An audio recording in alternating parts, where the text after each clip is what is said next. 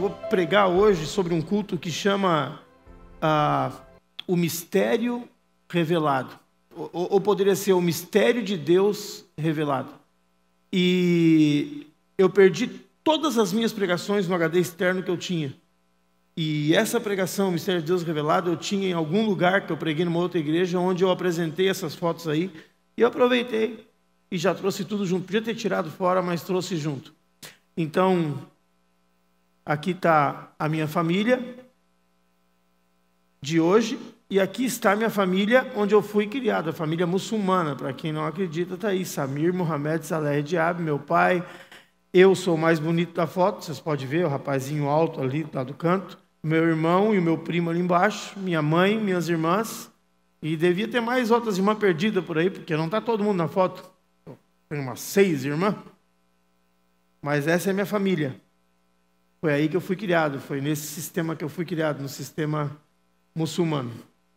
E como eu disse para vocês, eu estava em Nova York, sou um cidadão brasileiro e cidadão norte-americano.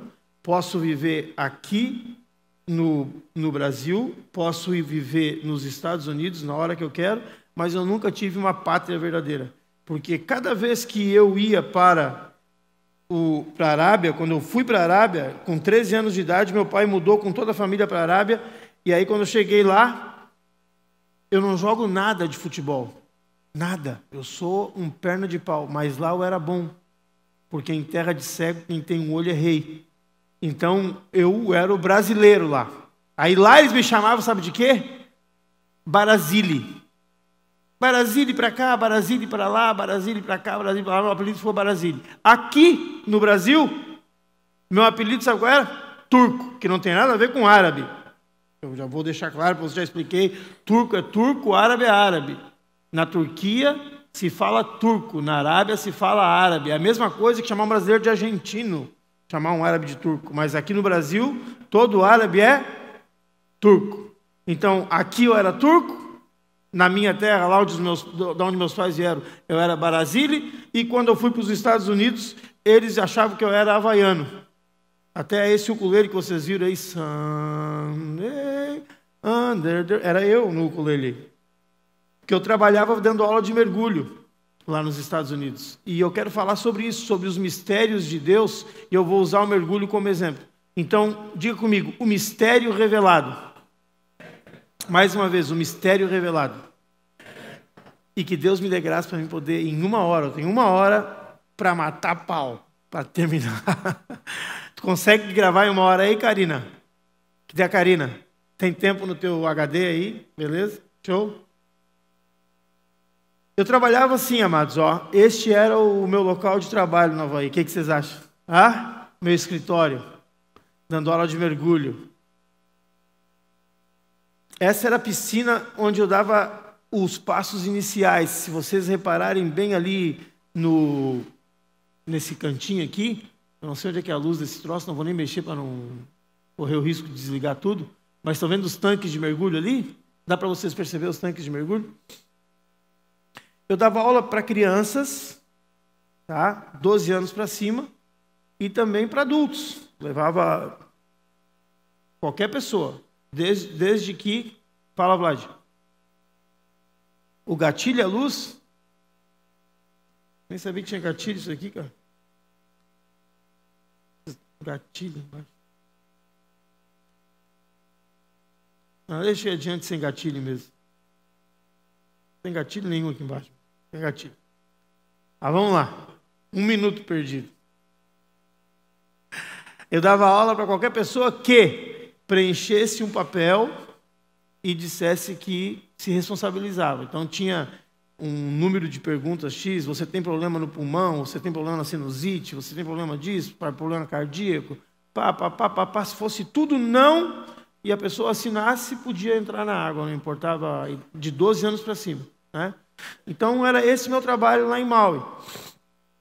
E eu andava vestido assim, ó, 90% do tempo eu andava vestido assim, com roupa de borracha. As crianças me encontravam e perguntavam se eu era o Homem-Aranha, mas isso faz tempo. Muito tempo atrás, eu até pareço Homem-Aranha, eu sei disso. Aí eu estou entrando na água. com 2 alunos. Eu vou explicar para vocês a razão pela qual eu estou entrando pela superfície assim. Quando as pessoas são gente fina com a gente é gente fina com as pessoas, sim ou não?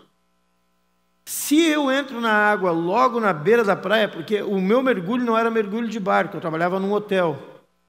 A aula era gratuita, eu dava na piscina aula de grátis. Existe isso, de grátis? As pessoas olhavam no panfleto, tem aula grátis na piscina, mas era só para fisgar as pessoas. Daí eles vinham na piscina, tinham aula comigo, e eu dizia assim, se vocês quiserem, agora que aprenderam, tem um mergulho no oceano. É só a gente descer aqui, entrar na água, e vocês vão conhecer o fundo do mar. E aí vinha a mordida. R$100 por pessoa, 35 para o instrutor, o restante para o hotel, e mais a fotografia. Na época, a fotografia ela era diferente do que hoje. Hoje é digital, desculpa a palavra, mas eu fico frustrado, porque qualquer igual pode ter uma máquina que entra até 10 metros d'água, com essa tal da digital. Mas na minha época era câmera com filme, 36 poses era o máximo, e tinha que ser profissional da Nikon. Entendeu? Então, custava $40 para você receber 12 fotografias debaixo d'água. Se eu fisgasse 4 pessoas a 40, eu fazia mais grana na foto do que no próprio mergulho. E esse era o meu modo de sobrevivência, entendeu? E o máximo de alunos que um instrutor pode levar era 6.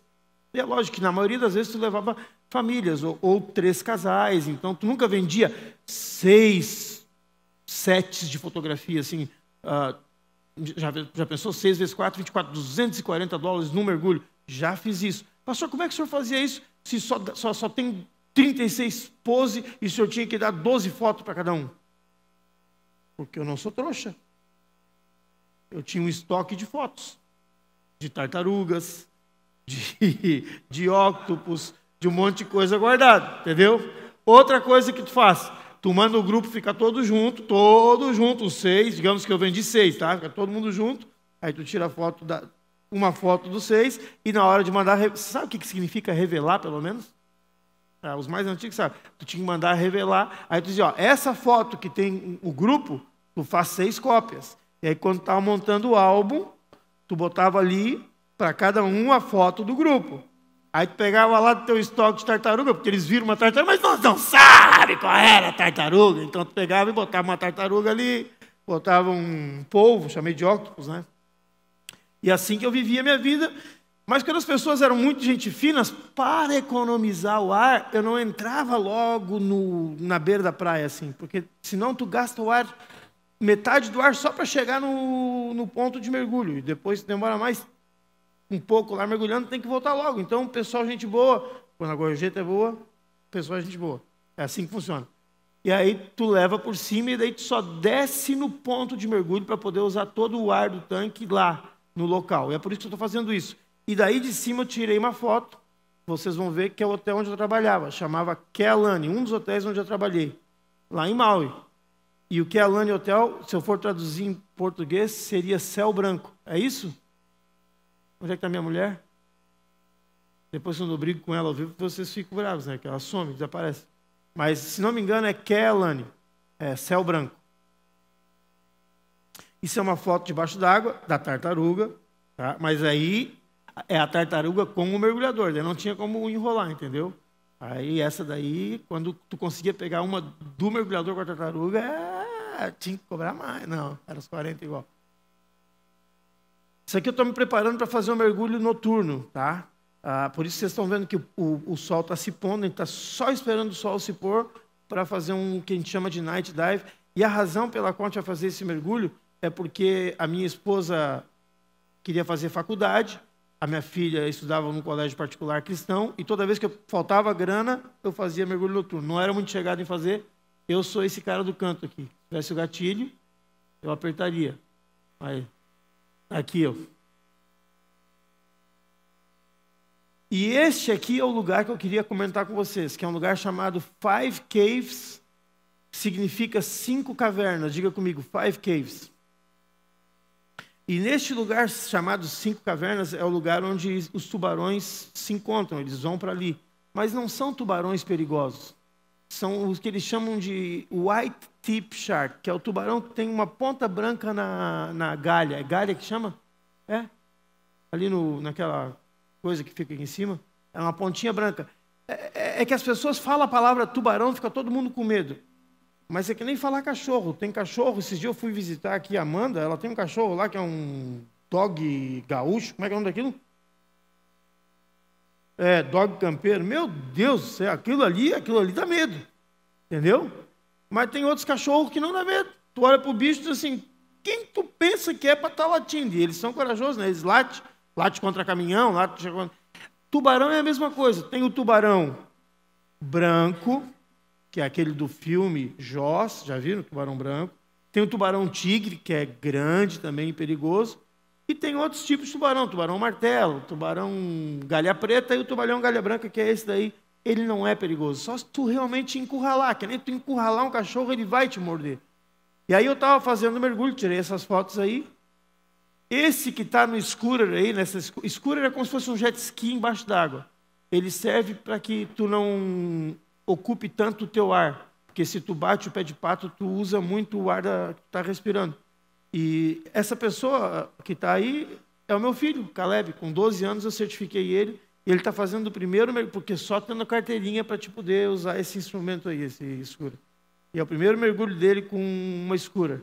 E junto com ele eu levei o Caio, esse outro rapaz aqui, que vocês não vão conhecer. Ele hoje é o pastor que está substituindo o pastor Jason, responsável pelos missionários. Aqui nós vamos entrar na caverna onde os tubarões ficam. Por que, pastor, que os tubarões ficam ali? Porque dizem, e eu não sei confirmar para vocês, que o tubarão, para respirar, ele precisa continuar sempre em movimento, ele não pode nunca parar. E nessas cavernas tem o movimento da água que vem e vai, vem e vai, vem e vai, ali eles conseguem ficar parados. Então eu sabia. E tinha pessoas que faziam questão de ver tubarão. Então, eu quero fazer um mergulho para ver tubarão. Então eu levava eles lá. E como eu falei, não tem perigo nenhum. Ali a gente deixa as escuras fora, porque se tu entrar na caverna com elas mexem tanto com a areia que está no fundo que tu não enxerga mais nada daí. Uma lanterna para poder entrar. E aqui, está vendo ali a galha branca, a ponta branca em cima? Vocês conseguem ver? Está bem fácil de ver isso daí. São fotos minhas essas. E este sou eu.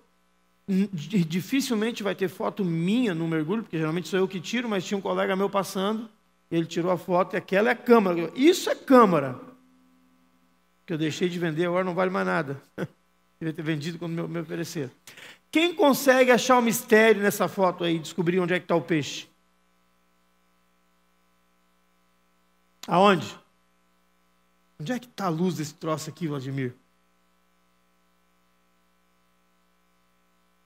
Achei.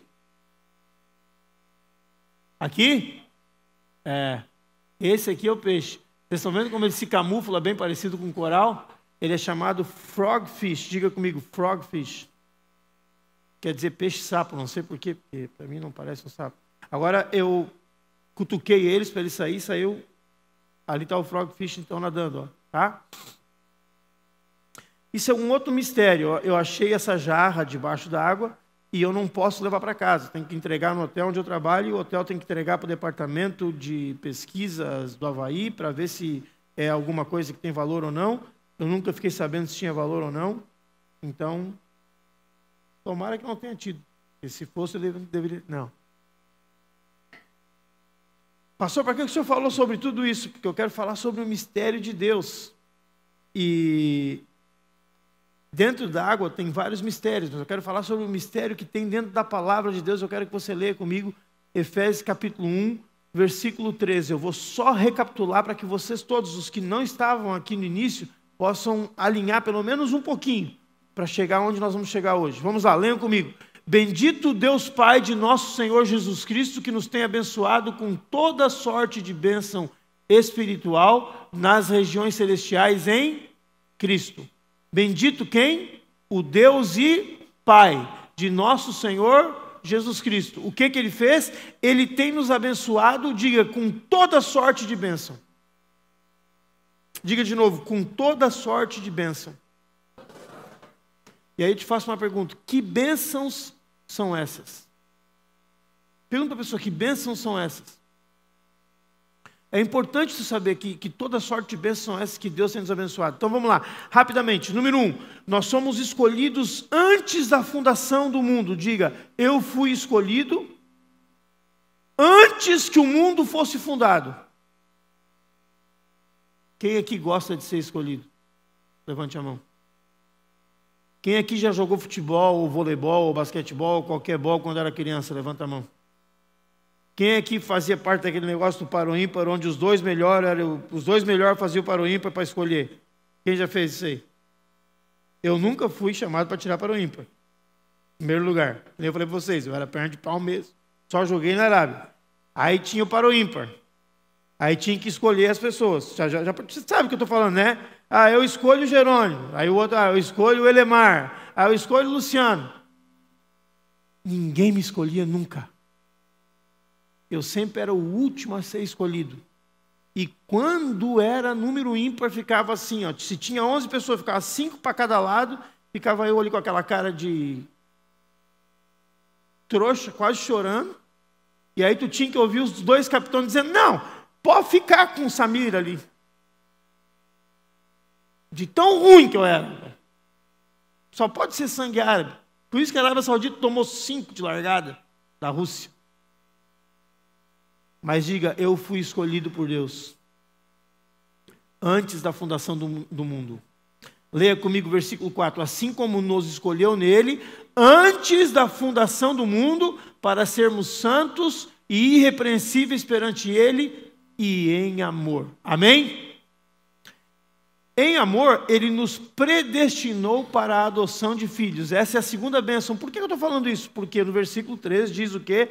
Que Deus, bendito seja o Deus e Pai de nosso Senhor Jesus Cristo, que tem nos abençoado com toda a sorte, diga toda a sorte, de bênçãos espirituais nas regiões celestiais em Cristo Jesus. E aí tu está lendo esse texto e diz assim, mas que bênçãos são essas? Eu estou te dizendo quais são as bênçãos. Uma por uma. Primeiro, tu foi escolhido. Segunda, tu foi adotado como filho de antemão. Leia comigo, Efésios capítulo 1, versículo 5. Então, se estivesse lá no 4, ia ser assim, e ele em amor nos predestinou para ele, para a adoção de filhos, por meio de Jesus Cristo, segundo o beneplácito de sua vontade.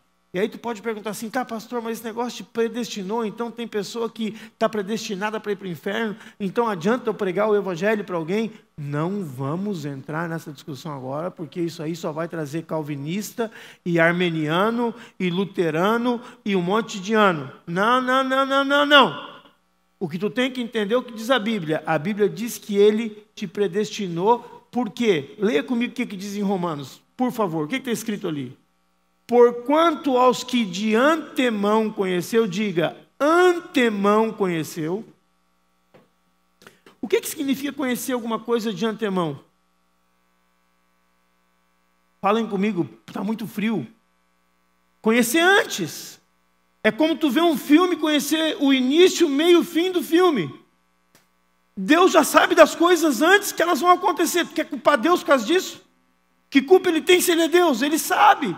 E como ele já sabia que tu ia aceitar ele, como ele já sabia o final da história, como de antemão ele te conheceu e ele sabia que tu ouvia a mensagem do evangelho e tu ia dizer sim, eu quero, ele te adotou como filho. Assim também ele já sabe que vai ter um monte de gente que vai ouvir a mensagem, vai ouvir de novo e vai dizer não.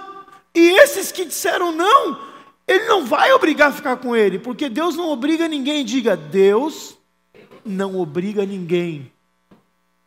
Amém?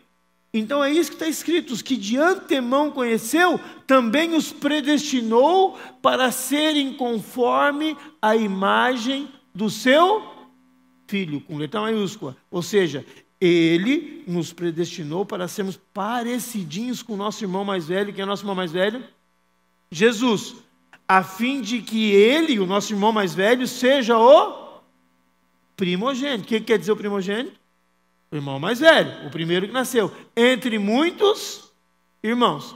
Então essa é a segunda bênção. Terceira, recebemos a redenção, a remissão dos pecados. O que significa redenção, pastor?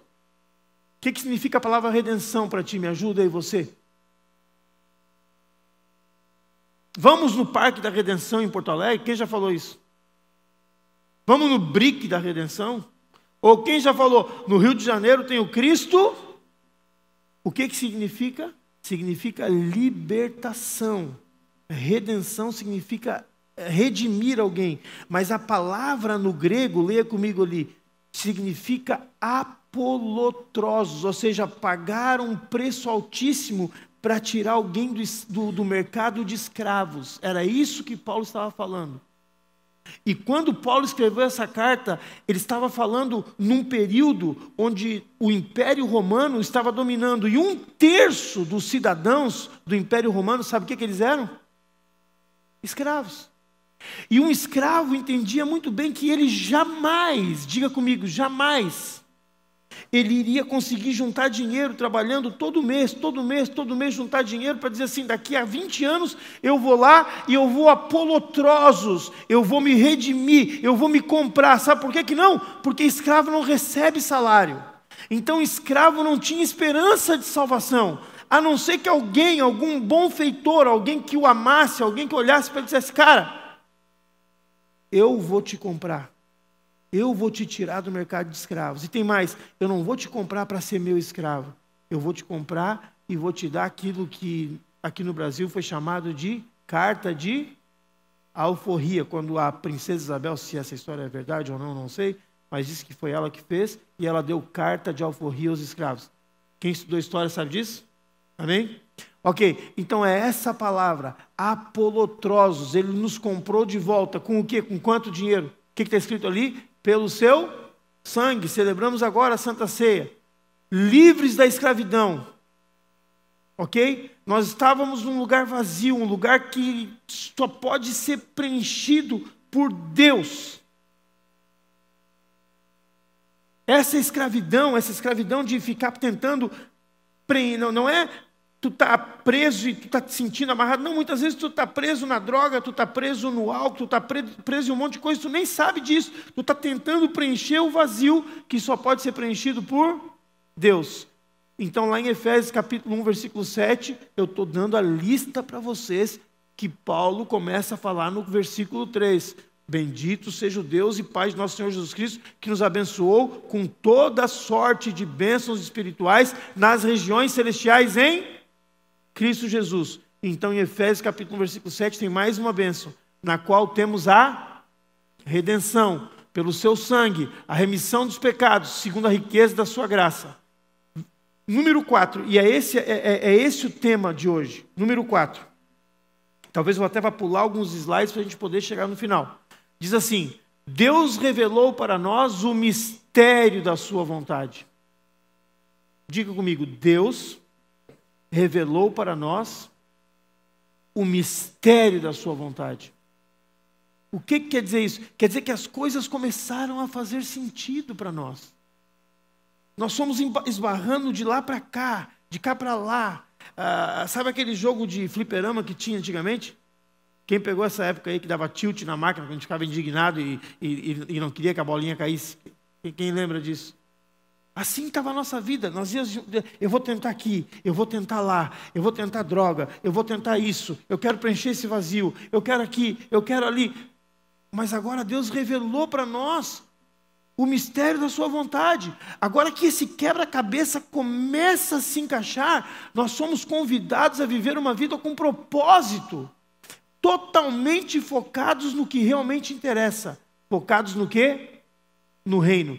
Então leia o que diz Efésios capítulo 1, versículo 9 e 10, ainda continuando na lista de bênçãos espirituais que Deus preparou para nós, que Paulo falou lá no versículo 3. E olha que eu estou enfatizando bastante, porque muitas vezes a gente lê e tu passa batido. Bendito seja o Deus e Pai de nosso Senhor Jesus Cristo, que nos abençoou com toda sorte de bênçãos espirituais nas regiões celestiais em Cristo Jesus, e tu não sabe que bênçãos são essas. Estou dando uma por uma para vocês. Essa é a número 4. O que Paulo diz aí que é a bênção número 4?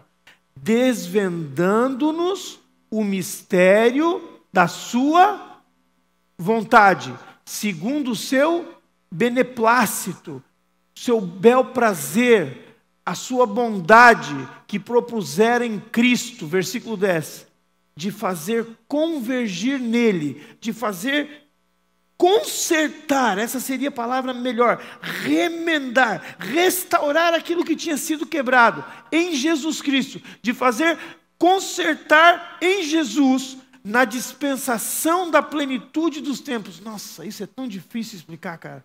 O que significa na dispensação da plenitude dos tempos? Diga, no tempo exato.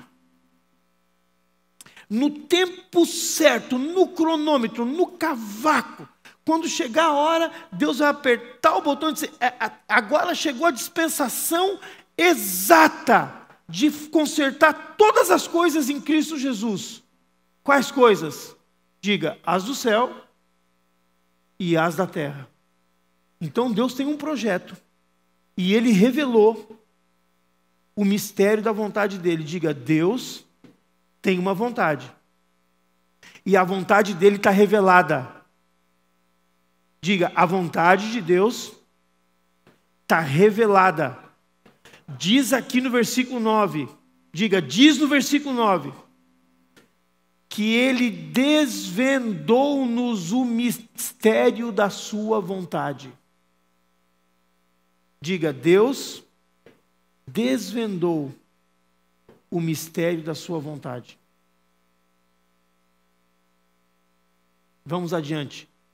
Quinta bênção, nós temos uma herança na glória, nós somos co-herdeiros com Cristo, e eu vou pular esse versículo, depois tu pode ler, está lá em Efésios capítulo 1, versículos 11 e 12, onde diz que nós somos feitos herança, e depois diz que nós somos selados, essa é outra bênção, tu foi selado, diga, eu fui selado com o Espírito Santo, e eu sou herança de Deus. E além de eu ser herança de Deus, eu também tenho uma herança. Olha só, da nossa herança, nós temos uma herança. E no versículo anterior, diz o quê? Diz que nós fomos feitos, o quê? Herança. Então Deus, quando te olha, diz assim, a Márcia é minha herança, eu lutei tanto por ela, minha herança. Não é um terreno, não é uma casa, não é uma fazenda, é você. Vocês são herança de Deus, Ele espera por vocês. Mas, ao mesmo tempo, Ele diz que Ele nos colocou dentro de nós o Espírito Santo como um sinal, digo, um sinal. Um adiantamento, o pagamento adiantado de algo que tu realmente tem interesse de comprar. Tu não tem todo o valor agora e tu diz assim, cara, eu quero comprar o teu carro, eu vou te dar 5.000 de sinal. Aqui diz em branco, fostes selados com o Santo Espírito da promessa, versículo 14, o qual é o de que Ele vem um dia buscar, diga, a sua propriedade. Vira para a pessoa que está do teu lado. Diga, eu sou propriedade de Jesus Cristo. Diga assim, Ele já deu entrada por mim. Não tem mais volta. A entrada foi muito alta. Ele não vai perder essa entrada. Diz, Ele não pode perder essa entrada. A entrada é o Espírito Santo de Deus. Sabe, quando eu vejo isso aí, me dá vontade de fazer uma dancinha que eu dançava nos tempos da década que eu estava em Nova York. Toda dança que eu dançava era assim, ó. Não, vocês não têm vontade de celebrar? Ó, pergunta a minha mulher, cada discoteca que eu ia, eu só fazia esse mesmo movimento aqui, ó. Quando eu olho para isso, e eu vejo que Deus está dizendo que eu sou propriedade dEle, e que Ele já deu um sinal, e que não foi 5.000, nem 10.000, o apóstolo Pedro diz assim, não foi nem ouro, nem prata, não foi nem com ouro, nem com prata que vocês foram resgatados do vosso fútil procedimento, mas foi pelo sangue precioso do Cordeiro. Dá vontade de fazer a dancinha ou não dá? Eu tinha que convidar a igreja inteira a se levantar e fazer dancinha. Um dia eu vou ensinar você a fazer dancinha. Foi com essa dancinha que eu conquistei a pastora Márcia, ó. Só aqui, ó. Vocês olham para mim assim, para essa fachada, e pensam, como é que um cara desse está com aquela mulher? Ó. nas discotecas, lá em Nova York, nas discotecas. Veio pedir para namorar comigo. Aí eu veio pedir. Vamos ler de novo. Desvendando-nos o mistério da sua vontade. Leiam comigo, preste atenção. Quem é que está distraindo vocês? Desvendando-nos o mistério da sua vontade, segundo o seu beneplácito que propuser em Cristo, de fazer convergir nele, na dispensação da plenitude dos tempos, todas as coisas, tanto as do céu como as da terra. Então, se Deus desvendou o mistério, eu preciso descobrir que mistério é esse, e nós temos exatamente 30 minutos para descobrir isso. Veja o que Paulo diz em Efésios capítulo 5. Por essa razão, não vos torneis o quê? Insensatos, mas procurai compreender qual a vontade do Senhor. Se ele desvendou o mistério da sua vontade, vocês não devem ser insensatos. Vocês devem procurar descobrir qual que é a vontade do Senhor. Colossenses capítulo 1, versículo 9. Por essa razão também nós, o apóstolo Paulo está dizendo, desde o dia em que ouvimos, não cessamos de orar por vós e de pedir o quê? O que Paulo pede?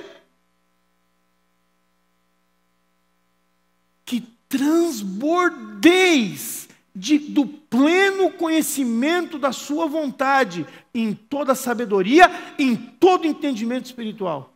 Não é só conhecer um pouquinho, que vocês estejam transbordando, sabendo realmente o que Deus quer da tua vida, da minha vida, da igreja. Qual que é o projeto dele para esse universo todo? Como que ele vai consertar e reparar esse buraco que existe, tanto nas coisas do céu como na terra? Como que ele vai fazer tudo ser consertado em Jesus? O apóstolo Paulo está dizendo, eu oro para que vocês transbordem deste conhecimento.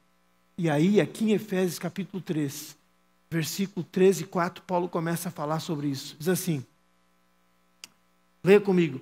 Pois segundo uma revelação, me foi dado conhecer o quê?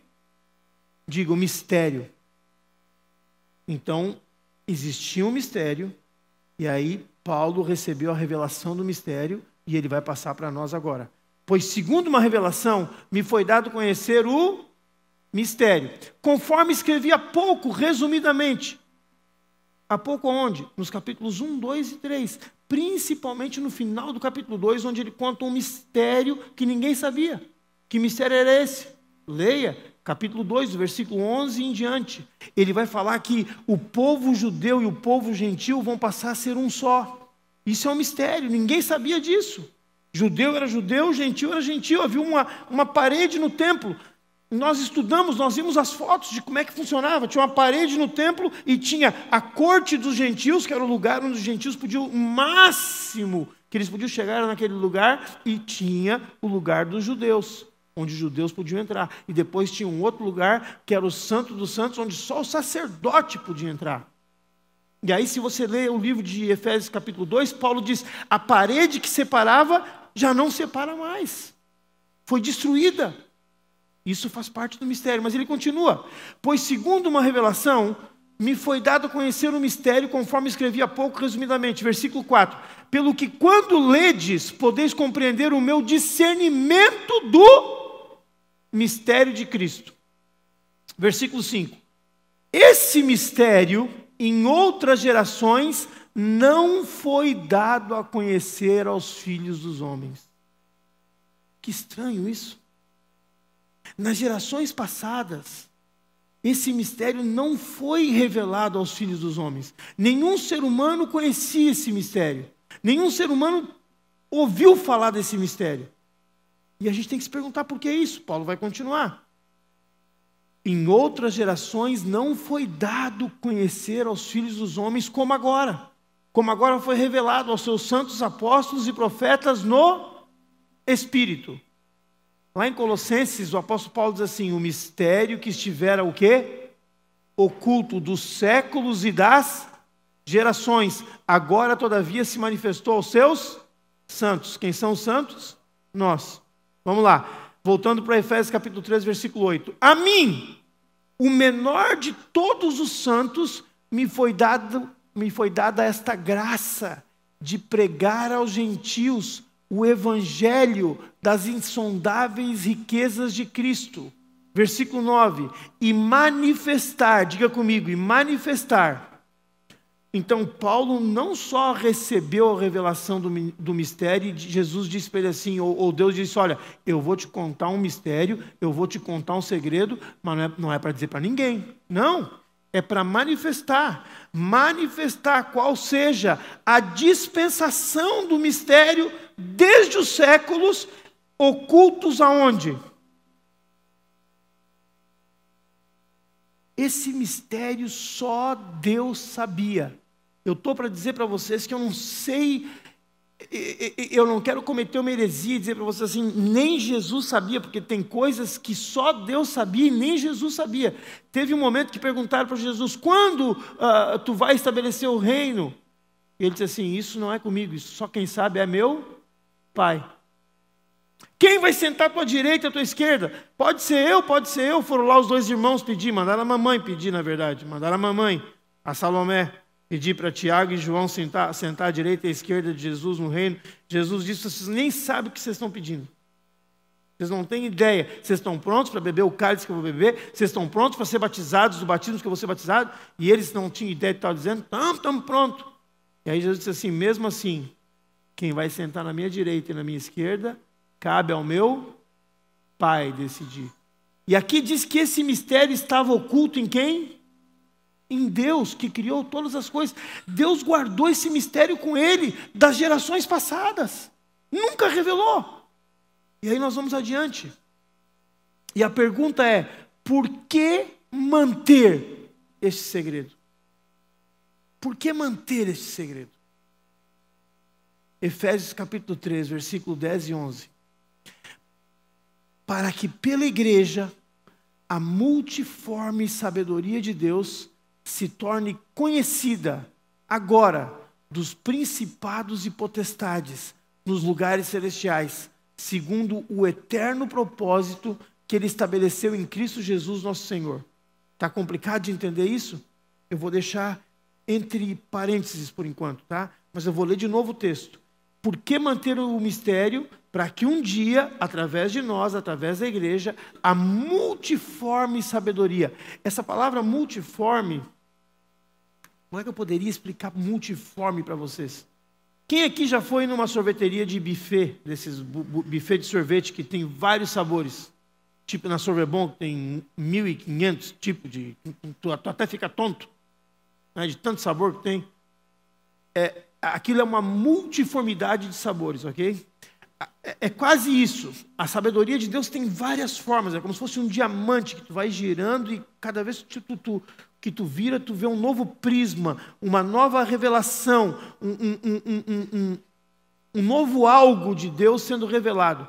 Então a Bíblia diz que através de nós, através da igreja, essa sabedoria que é cheia de forma de Deus, vai se tornar conhecida um dia dos principados, diga principados, potestades nos lugares celestiais. O que ele está falando? Vai se tornar conhecida dos seres celestiais.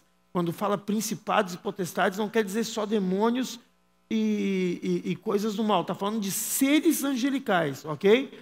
Segundo o eterno propósito, ou seja, esse propósito Deus já tinha lá na eternidade. Segundo o eterno propósito que Ele estabeleceu em quem?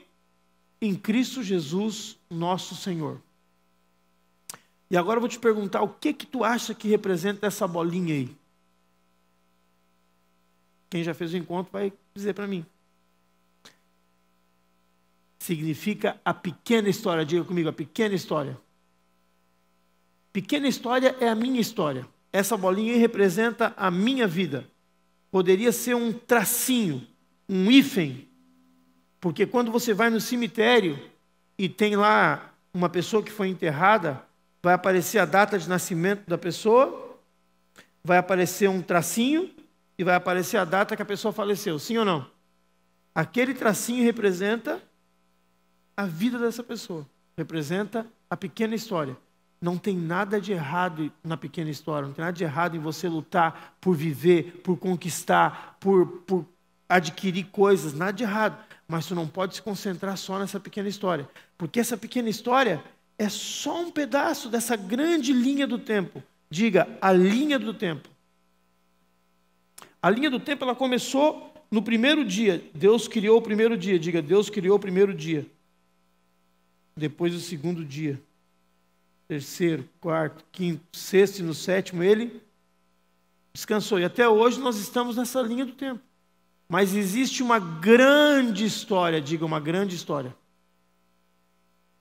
E essa grande história é a história de Deus. É a história onde nós vamos poder juntar as coisas do céu, restaurar, diga, restaurar as coisas do céu e as coisas da terra. Não está escrito lá em Efésios capítulo 1, versículo 9 e 10, que em Cristo, na plenitude dos tempos, no tempo exato, ele vai cravar e vai dizer agora, eu vou restaurar tudo de errado que aconteceu no céu e tudo de errado que aconteceu na terra. Vamos começar então antes da linha do tempo ser criada. Antes do primeiro dia, Deus já existia. Existia Deus Pai, diga Pai, Filho e Espírito Santo. E aí, Deus Pai, Deus Filho, Deus Espírito Santo, a Bíblia diz que eles viviam em perfeita união, perfeito amor, perfeita alegria, perfeita comunhão. E eles queriam espalhar essa comunhão. Eles queriam espalhar essa alegria. Eles queriam que isso propagasse, se divulgasse, aumentasse, que não ficasse só nos três. O americano chama de Godhead. Godhead seria Pai, Filho e Espírito Santo.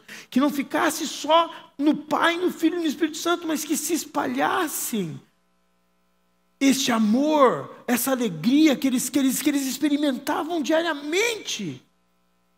E aí eles resolveram criar os anjos. Diga, Deus resolveu criar os anjos. Os seres angelicais. Só que Deus queria que existisse verdadeiro amor. E existe um pré-requisito para que exista verdadeiro amor. Quem lembra qual é que é o pré-requisito para que exista verdadeiro amor? Pode falar alto. Diga, liberdade. Sem liberdade não existe verdadeiro amor. Vocês conseguem imaginar eu acorrentar minha esposa no porão de casa e dizer, eu e Márcia somos casados há 33 anos, eu amo ela e ela me ama, e todo dia ela diz que ela me ama. Claro, porque eu chego lá, ela está acorrentada, eu digo, eu só te dou comida, eu só te trato, eu só vou se tu disser que me ama. Não! Para que haja verdadeiro amor, as portas da casa precisam estar abertas, sem chave. Se tiver com a chave, por causa do frio, tiver chaveado, com esse inverno aí, a chave tem que estar ali. O dia que ela resolver, que ela disser que ela não quer mais, ela poder ir. Isso não deve acontecer com cristãos. Não é isso que eu estou falando. Não estou falando de divórcio. Eu estou falando de liberdade, de escolha de opção, de livre-arbítrio. Se eu decidir sair agora e resolver usar droga, Deus não vai me impedir. Mas faz mal para ti, pastor. Vocês acham mesmo que Deus iria, cada vez que um homem fosse fazer algo que fizesse mal para si mesmo, que ele ia interferir? Não, porque as pessoas perguntam para mim, se Deus é tão bom assim, por que tem tanta maldade no mundo?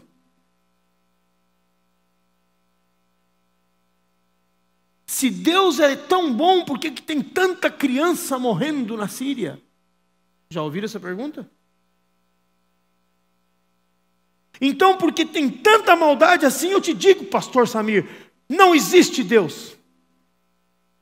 E eu digo o contrário, eu digo, em primeiro lugar, se não existe Deus, quem é que define o que é maldade? Aborto é maldade? Aborto é certo ou é errado? É a primeira pergunta que eu faço. Ontem eu fiz para um casal.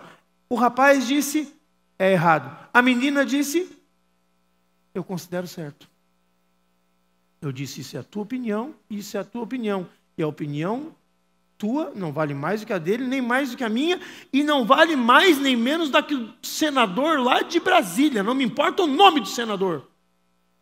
Todo ser humano tem o mesmo valor. Então são só opiniões. Roubar, está certo ou errado? É a tua opinião. Mas o cara que mete um revólver na tua cabeça, ele vai dizer assim, não, roubar de ti está certo, porque tu teve opção de ir para a escola, tu nasceu numa família muito bem estruturada, tu teve tudo que eu não tive nada, então tirar de ti está mais do que certo. E é a opinião dele. Abusar sexualmente de alguém está certo ou errado? Respondam, falem comigo. É a tua opinião? Porque tem pessoas que acham que está certo. Tem tribos na África, inclusive, que ensinam que é o pai quem tem que ensinar a filha a ter relações sexuais antes de entregar a mão da filha em casamento. E aí nós vamos respeitar essa cultura e achar que é por causa da cultura nós temos que respeitar e está certo? Está certo? Mas quem é que decide o que está certo e o que é errado? Se não tem Deus, meu irmão, se tu está me dizendo que tu não acredita que tem Deus, na verdade, não tem nada que é certo, nem tem nada que é errado. É a opinião do Samir, é a opinião do Jerônimo, é a opinião do Evandro, é a opinião do Elemar, é a opinião de cada um. Até Hitler podia estar certo, porque ele queria purificar uma raça. E naquela cabeça doentia dele, ele achou que se ele matasse todo mundo que fosse um pouquinho mais escurinho, vocês aqui de Bom Retiro, os alemãozinhos, estavam tudo salvo. Agora, eu, Litos, virava botão. Ele fazia botão com os ossos. Ele abria as pessoas vivas para que os médicos estudassem e a ciência avançasse. E aí tu pergunta para ele assim, por que tu fazia isso, Hitler? Porque eu achava que o avanço da ciência ia ser bom para a humanidade. Era a minha opinião. Então, se não existe um Deus acima de nós, se não existe um ser absoluto acima de mim e de você, de qualquer ser humano, se não existe um ser absoluto, nem tem certo e errado. Faz o que te der na telha e nem reclame de mais nada. Não existe certo e errado. Só existe certo e errado se existe Deus, porque daí é Deus que define. Eu vou te dar a barbada.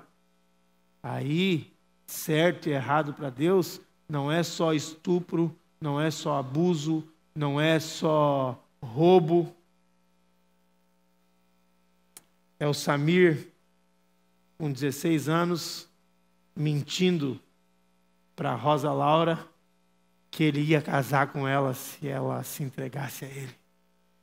E aí Deus está só de bico em mim, vendo que eu estou mentindo. E aí eu consegui o carro de um amigo emprestado, nem dirigi, não sei, mas entrei no carro, está estacionado na frente do clube, Caça e Pesca, lá em Torres, não sei se ainda existe, está lá estacionado. Aí eu me sento no banco do motorista, a Rosa Laura se senta no banco do lado, eu vou grudar um beijo e Deus não pode permitir o errado. Ele mete um vidro invisível no meio. Na hora que eu vou grudar meu bocão na boca dela, é um vidro e é só a baba.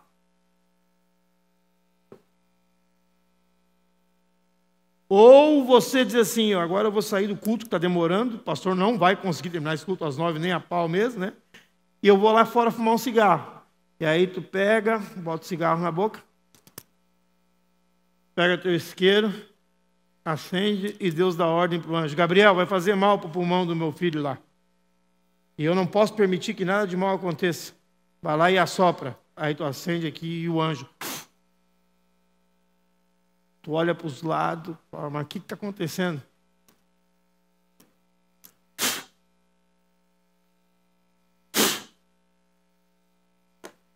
Tu ia querer um Deus assim? Não, porque as pessoas querem um Deus que não deixa nada de errado acontecer. O problema é que a lista de errado para Deus é diferente da tua, minha filha. Eu quero um X-Bacon hoje. Não, o X-Bacon vai te trazer um entupimento cardíaco. Aí tu vai dar mordida, tu morde a língua, ele não te deixa morder o bacon. Rapaz, nós ia estar aqui nesse culto discutindo, não por que Deus deixa acontecer maldade. Vocês iam estar olhando para o céu e dizendo assim, por que Deus é tão metido e tão bom? Explica, pastor, como é que pode existir um Deus assim? Deixa eu voltar para os anjos. 8h49. Ei, glória. Está frio hoje, que está quentinho, fique comigo, tá? Tem que filmar isso daí, a Karina falou que tem tempo, vamos ver. Criou os anjos. E deu para os anjos, diga, liberdade. Os anjos tinham o direito de escolher se eles queriam ficar servindo a Deus ou não. Só que os anjos não têm poder nenhum contra Deus, eles não têm canhão que possa detonar Deus, eles não têm uma granada que pudesse terminar com Deus, foi Deus quem criou eles. A Bíblia diz que Deus, com o sopro da boca, Ele vai destruir Satanás. Jesus Cristo, quando voltar com o sopro, vai destruir a besta. Não é o problema. A única arma que Satanás tinha contra Deus, quando ele resolveu que ele queria ir para o outro lado, era a mentira. Diga, mentira. A única arma que o inimigo tinha era a mentira. E a Bíblia diz que ele tinha tráfico de influência. Algumas traduções dizem no seu comércio ele começou a influenciar e ele conseguiu convencer 1/3 dos anjos que Deus era um ditador, que Deus era mau, que Deus não tinha o teu melhor interesse em vista. Estou falando dos anjos, os homens nem foram criados, dos anjos. Deus não quer saber de ti, mas é lógico que está dando tudo certo. Até hoje ninguém disse não para esse Deus. Eu quero ver o dia que alguém tiver coragem de dizer não para esse ditador. Eu te garanto que ele mata o cara na hora. E Satanás começou a fazer a cabeça. E 1/3 dos anjos caíram na história de Satanás e disseram, vamos pagar para ver. Não, porque as pessoas perguntam, Deus, pastor Samir, se esse tal de Lúcifer, que significava anjo de luz, se rebelou contra Deus, por que então que Deus, na hora que ele se rebelou, ele mais 1/3, Deus não simplesmente, pá, só com a ponta do dedo. Só com a ponta do dedo ele acabava com Lúcifer e 1/3 dos anjos. E ainda deixava uma cratera no local como lembrança, como memória, para os outros 2/3 que tinham ficado do lado dele, nunca mais pensar em se rebelar. E aí ele cruzasse os braços, olhasse para os outros 2/3 e fizesse a pergunta assim, alguém mais tem alguma dúvida?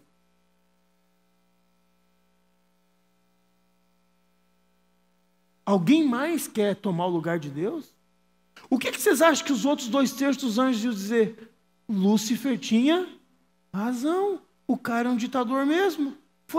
Ele disse que nós temos liberdade, mas na primeira tentativa de fazer algo que a gente quis fazer por nossa própria e livre escolha e livre arbítrio, ele simplesmente matou o cara. Então, ele verdadeiramente é um ditador. E aí a mentira começou. E como que tu vai acabar com uma mentira dessa? 1/3 dos anjos seguiram Lúcifer. Deus não desistiu de espalhar o amor. Deus não desistiu de espalhar a alegria. Deus não desistiu de espalhar a comunhão. Ele criou homem e mulher na linha do tempo. Adão e Eva. E o que a serpente fez? O que o diabo fez? O que Lúcifer fez? A mesma mentira. Ele rompeu a comunhão que o homem tinha com Deus. Como que ele rompeu? Deus não tem o teu melhor interesse em vista. Ele não quer que você coma dessa fruta, porque se você comer dessa fruta, você vai ser como Deus. Você vai ser do jeito que eu queria ser. Um dia eu queria tomar o lugar de Deus, eu queria subir e tomar o lugar do Altíssimo. E o dia que vocês comerem dessa fruta, vocês serão como Deus. E aí tu pode te perguntar, por que que Deus não matou de cara Adão e Eva e criou João e Maria? Porque se ele desse liberdade para João e Maria podia fazer a mesma coisa. Ele ia continuar recriando, matando, e criando, e matando, e criando, e matando. Tanto nos anjos, podia matar Lúcifer, criar Múrcifer. Mata Lúcifer e 1/3. Cria Múrcifer e mais 1/3. Daí o Múrcifer lá vai lá e se rebela. Aí cria outro. E aí ficava nessa por toda a eternidade. Não, ele tinha outra solução para esse problema. Ele mandou o Messias, Jesus Cristo. Só que o Messias, Jesus Cristo, ele foi anunciado nas Escrituras e nunca foi falado sobre igreja no Antigo Testamento. Nunca foi falado.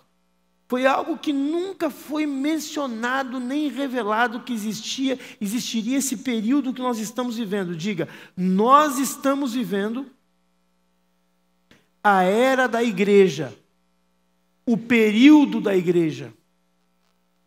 Isso nunca foi revelado. Queria ter uma igreja, queria ter um povo gentil que poderia fazer parte do povo de Deus. E também nunca foi revelado que Jesus Cristo viria 2 vezes. Diga, 2 vindas. Não, fala sobre o Messias vindo, mas não fala, ele vem, vai morrer e vai voltar. Não fala, pode ler o Antigo Testamento inteiro. Não fala em 2 vindas. Nós hoje estamos esperando a segunda vinda de Cristo, sim ou não? Quem aqui está esperando a segunda vinda de Cristo? Eu estou esperando que ele venha logo. Do jeito que está esse mundo. Mas no Antigo Testamento nós estamos do lado de cada cruz. Do lado de lá, ninguém nunca ouviu falar. Era apenas uma vinda. E ao invés de cruz, aqui onde está vendo a cruz, o que o judeu esperava? Que o Messias chegasse num trono. Diga, trono. Eles esperavam que o Messias chegasse num trono, sentasse nesse trono, colocasse os inimigos por debaixo dos seus pés e levasse o seu povo para a eternidade, para viver o reino eterno. Diga, o reino eterno. Então, a expectativa do povo era, o Messias chega, senta no trono, destrói o inimigo que é o opressor, que é o romano, e nós vamos entrar na eternidade com o nosso Messias. Ele vem e morre numa cruz porque eles não sabiam da segunda vinda. E quando eles leram o Antigo Testamento, eles não entendiam. Por quê? Porque quando falava do Messias, falava em sentar em trono. Mas tem um outro personagem no Antigo Testamento. Diga, outro personagem. Que personagem é este? É um tal de servo do Senhor. E o servo do Senhor diz que ele não veio para sentar no trono. Ele não veio para ter um cetro de ferro. Ele veio para morrer, para sofrer, para pagar os nossos pecados, para morrer uma morte no meio de 2 criminosos. O Messias virá e assumirá controle, reinará sobre a terra, destruirá os seus inimigos. Leia comigo Isaías capítulo 9. Porque um menino nos nasceu, um filho se nos deu, o governo está sobre os seus ombros e o seu nome será Maravilhoso Conselheiro, Deus Forte, Pai da Eternidade, Príncipe da Paz, para que se aumente o seu governo e venha paz sem fim sobre o trono de Davi e sobre o seu reino, para o estabelecer e o firmar, mediante o juízo e a justiça, desde agora e para sempre, o zelo do Senhor dos Exércitos para isso. Os caras estão lendo isso, estão pensando, o cara vai chegar e vai bancar o Messias que eu estou esperando, dizia o povo judeu. E aí o servo do Senhor virá para sofrer, vai pagar pelos pecados, vai morrer uma morte horrível. Leia comigo Isaías 53. Ele foi o quê? Oprimido e humilhado, mas não abriu a boca, como cordeiro foi levado ao matadouro. O Messias ia viver para sempre. E como ovelha muda perante os seus tosqueadores, ele não abriu a boca. Por juízo opressor foi arrebatado e de sua linhagem, ou seja, de sua descendência, quem dela cogitou? Ele não teve filhos, não deixou descendência. Porquanto foi o quê? Cortado da terra dos viventes por causa da transgressão do meu povo, foi ele ferido. Designaram-lhe a sepultura com os perversos, mas com o rico esteve na sua morte, posto que nunca fez injustiça, nem dolo algum se achou em sua boca. Vou acelerar. O dilema de Deus, diga comigo, o dilema de Deus. Que dilema é esse, pastor? Criar seres livres. Para que haja verdadeiro amor, para que ele pudesse espalhar o verdadeiro amor, ele precisou criar os seres espirituais e os seres terrenos livres. Só que ao criar seres livres, ele correu o risco da queda, diga queda. O homem e os seres angelicais dizer não para ele, se desviar. E ele é um Deus de amor, mas ele é um Deus justo. E como que ele vai fazer para amar essas criaturas que ele criou e ao mesmo tempo ser justo e punir aqueles que fizeram errado? Como? Como que ele vai resolver esse problema? Enquanto isso, tem um inimigo que acusa ele de ditador e de mentiroso. E se ele matar esse inimigo, se ele destruir esse inimigo, aquela mentira vai ficar por toda a eternidade como se fosse uma verdade. Qual é o plano de Deus? O plano de Deus é totalmente fora da caixinha. Amados, eu estou terminando. Segura mais 5 minutos comigo. Eu estou terminando. O plano de Deus é fora da caixinha, porque ao invés de destruir e reconstruir, e destruir e reconstruir, ele separa um povo. Ele pega um homem chamado Abraão, e deste homem, Abraão, ele faz uma nação, ele faz um povo. Deste povo, ele pega e transforma esse povo em suas testemunhas. Faz com que esse povo produza, preserve e espalhe a sua palavra e a sua lei. Essa palavra, essa lei tem regras morais, diga comigo, regras morais. Ou seja, aquilo que está certo e aquilo que está errado, aquilo que nós estamos falando, que não é relativo. Ah, pastor, isso é muito relativo, esse negócio de aborto. Ah, pastor, esse negócio de roubar certo e errado é muito relativo. Já ouviram falar isso? Roubar de uma grande instituição eu não acho tão errado. Já ouvi isso aí. Roubar de alguém que precisa, aí é errado. Agora, roubar de uma grande empresa, isso não é errado. Não, roubar é errado e ponto final, porque Deus disse. Então, são regras morais, digam regras morais. Leis teológicas, diga leis teológicas. Que leis são essas? Como que eu me aproximo de Deus e como que eu adoro a Deus? Ah, todos os caminhos levam a Deus? Não! Se eu disser para ti, sai daqui de Bom Retiro, chega no Trevo e pega qualquer caminho que tu vai dar em Porto Alegre. Eu estou falando a verdade?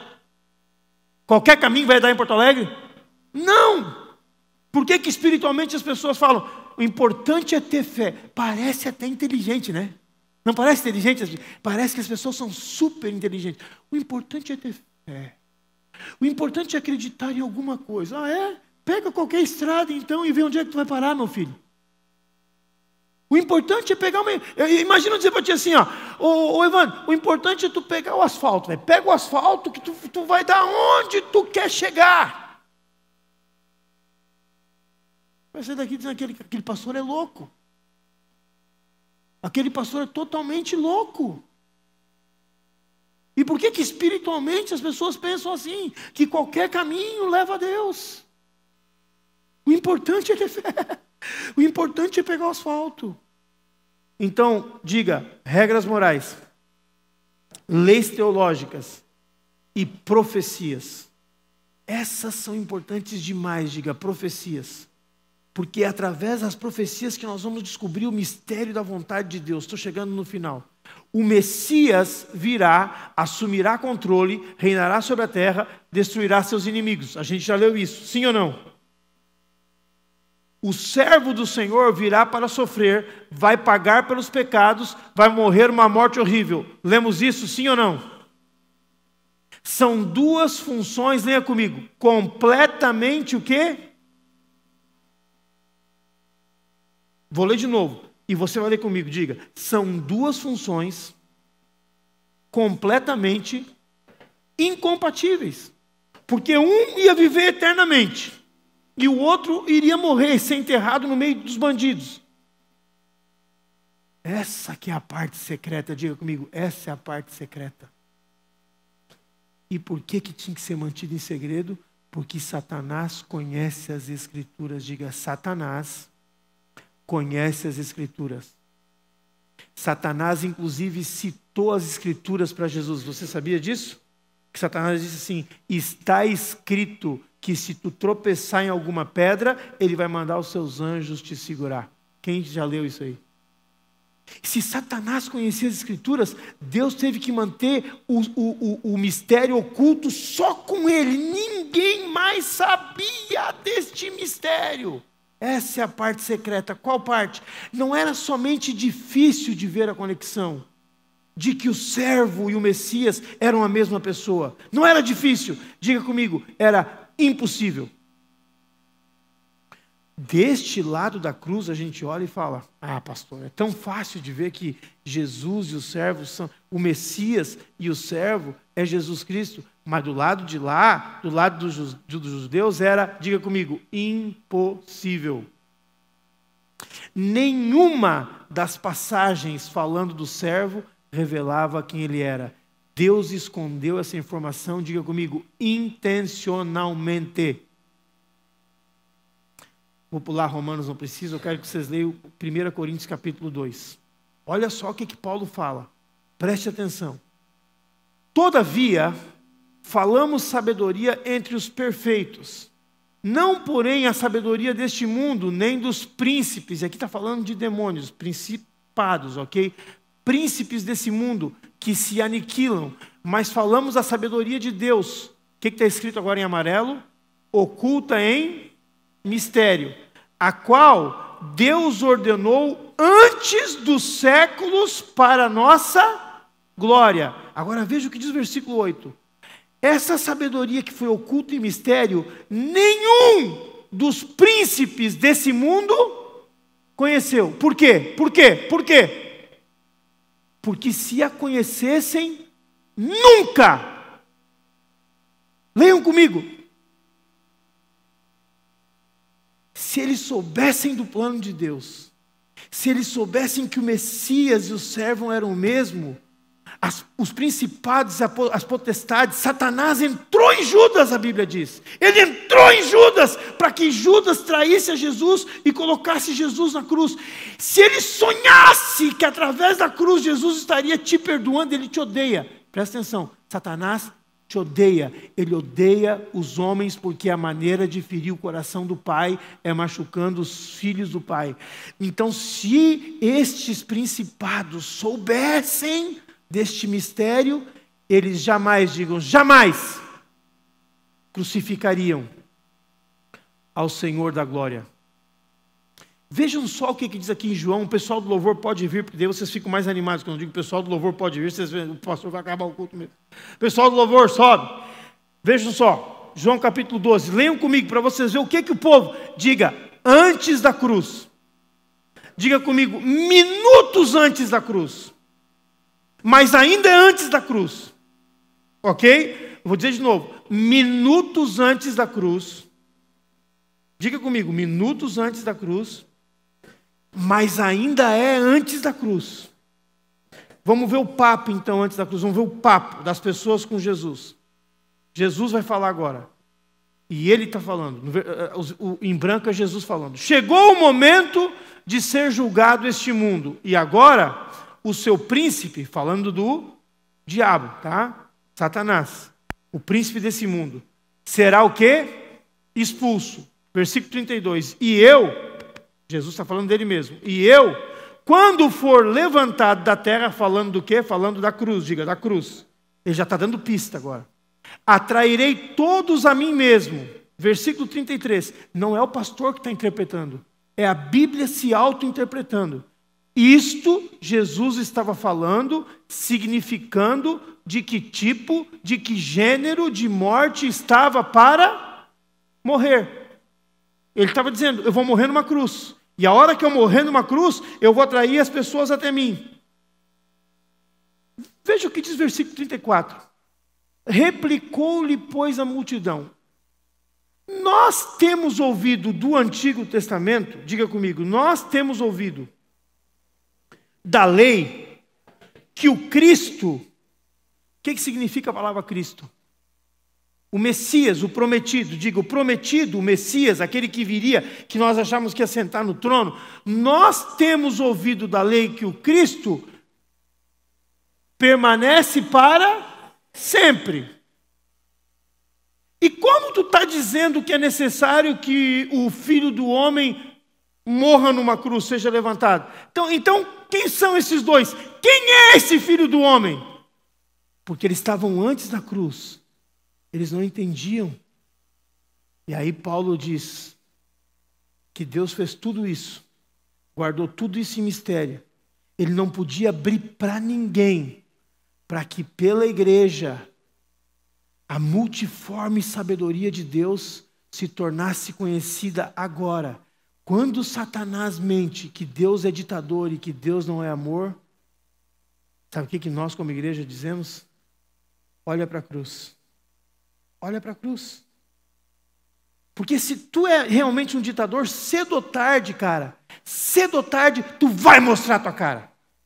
Se Deus realmente fosse um ditador, cedo ou tarde, ele ia demonstrar quem ele era. E o que os anjos e até os demônios vão ver? Leia comigo.